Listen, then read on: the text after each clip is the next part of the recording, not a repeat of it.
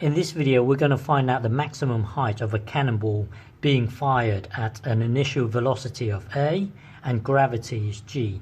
So to work out the maximum height, jump to your velocity time graph, and the velocity time graph for this situation will look something like this.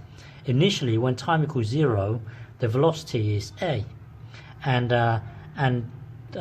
this is a straight line, so it's going to be y equals mx plus c.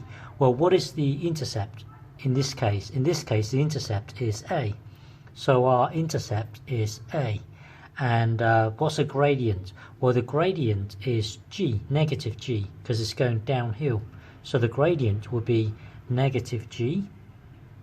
What is the y-axis? The y-axis is represented by velocity. So our velocity equals this thing. What is x?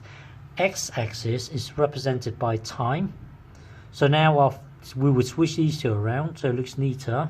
So velocity is a minus gt because it has a gradient of negative g.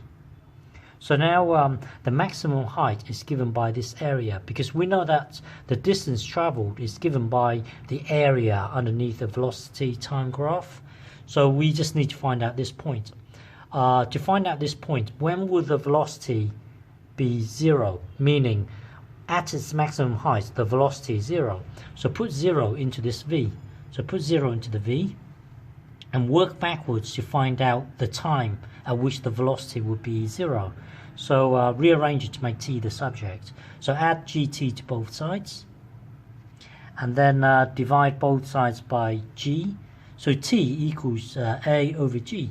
So this time here, the time it takes to get to maximum height, is given by a over g. It's given by a over g. So this time here is a over g.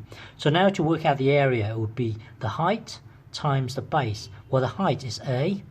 So max height.